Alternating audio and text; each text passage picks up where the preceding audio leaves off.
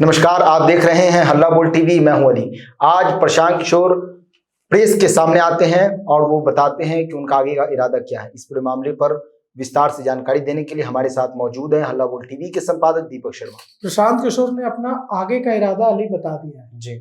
उन्होंने बताया है कि वे कहीं नहीं जा रहे, वे बिहार की राजनीति में जमे रहे। हालांकि दुखी दिखे, निराश भी दिखे, परेशान भी दिखे, और वो उन्होंने कहा है कि मैं माफी मांगता हूं। उन्होंने यह भी कहा कि हार की जिम्मेदारी लेते हुए मैं एक दिन का मौन उपवास करूंगा और वे भितिहरवा आश्रम जाएंगे और वहां जाकर उपवास पर बैठेंगे। उन्होंने कहा था कि अगर जेडीयू को नीतीश कुमार को 25 से ज्यादा सीटें आई तो मैं राजनीति छोड़ दूंगा। इस पर उन्होंने कहा कि मैंने ऐसा कहा था जी, लेकिन सरकार ने वोट खरीदे हैं। जो 10-10 हजार रुपए दिए हैं, उन 10-10 हजार रुपए देकर वोट खरीदने का काम किया है। और इसी वजह से मैंने जो 25 सीटों वाली बात कही थी वो गलत साबित हुई। और उन्होंने कहा, यह भी कहा कि अभी 10,000 रुपये सरकार ने दिए हैं। सरकार ने कहा था कि हम 2-2 लाख देंगे। अगर जिन जिन महिलाओं को 10,000 रुपये सरकार ने दिए हैं, उन सभी महिलाओं को अगर सरकार 2 लाख रुपए दे देगी तो मैं राजनीति छोड़ दूंगा। उन्होंने यह भी कहा कुछ सवालों पर कि मैंने बिहार बदलने की बात की थी, मैंने कोई गुनाह नहीं किया। आप लोग तो ऐसे बात कर रहे हैं जैसे मेरा पोस्टमार्टम कर रहे हैं। तो जो दुख और गम था वो उनके चेहरे पर साफ दिखा, उनकी बातों में भी साफ दिखा।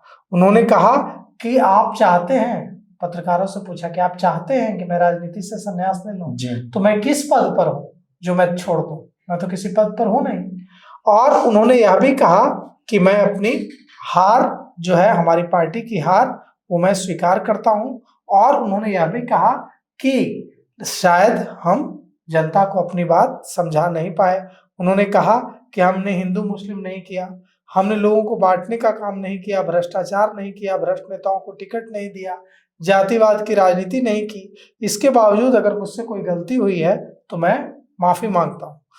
उन्होंने यह भी कहा कि हम हारे हैं, इसे हम स्वीकार करते हैं, और जिनको जो जीते हैं उनको हम सत्ता की मुबारकबाद देते हैं।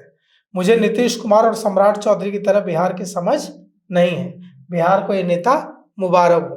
उन्होंने यह भी कहा कि मैं हार की जिम्मेदारी लेता हूं और 20 नवंबर को पश्चिमी चंपारण के भितिहरवा आश्रम में मैं मौन उपवास रखूंगा।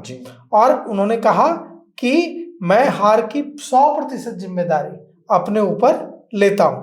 और उन्होंने यह भी कहा कि हमने कोई गुनाह नहीं किया है। मैं सिर उठाकर कह सकता हूं कि हमने बिहार में कोई जाति के आधार पर, धर्म के आधार पर, मजहब के आधार पर कोई जहर फैलाने की कोशिश नहीं की। और यह भी कहा कि सरकार ने 40,000 करोड़ रुपए बांटे हैं।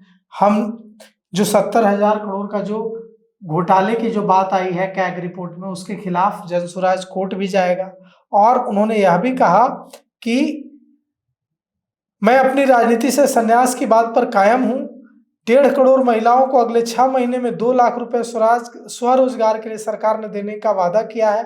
अगर वो नहीं देते हैं तो यह साफ है कि उन्होंने वोट के लिए ऐसा किया था।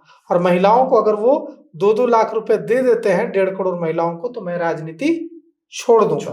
उन्होंने कुछ सीटों का नाम लेकर कहा, मधुबनी समेत कुछ सीटों का, कि उन सीटों पर चमत्कार हुआ है, जादू हुआ है, काला जादू हुआ है, और अचानक से उस पार्टी को लाख से भी ज्यादा वोट पड़ गए जिस पार्टी का सिंबल तक किसी को पता नहीं था।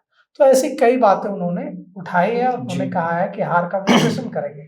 लेकिन जिससे आपने शुरुआत की अभी कि प्रशांत किशोर का इरादा क्या है, तो प्रशांत किशोर के बारे में जो लोग कह रहे थे कि प्रशांत किशोर हार गए हैं, टूट गए हैं और इसके बाद वे बिहार छोड़कर भाग जाएंगे, वे अपना बोरिया बिस्तर समेट लेंगे, प्रशांत किशोर ने साफ कर दिया है कि उनका ऐसा कोई इरादा नहीं है।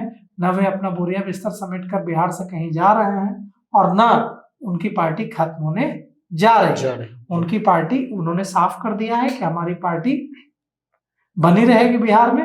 हम जनता के बीच जाकर संघर्ष करते रहेंगे। जी, और उन्होंने एक नंबर भी जारी किया है, टोल फ्री नंबर है, जिसके जरिए जो जनता है वो कंप्लेन कर सकती है जनसुराज को। इस बारे में आप क्या कहेंगे? बिल्कुल, देखिए वो हारे हैं, 3.5% के आसपास वोट शेयर आया है, एक भी सीट नहीं जीत पाए हैं, बड़ी संख्या में प्रत्याशियों को निराशाजनक हार का सामना करना पड़ा है। तो ऐसी स्थिति में वे अपना मूल्यांकन तो करेंगे, इंट्रोस्पेक्शन करेंगे, आत्मविश्लेषण करेंगे, वो कर रहे हैं। लेकिन एक बात उन्होंने आज साफ कर दी कि प्रशांत किशोर कहीं जा नहीं रहे हैं बिहार से।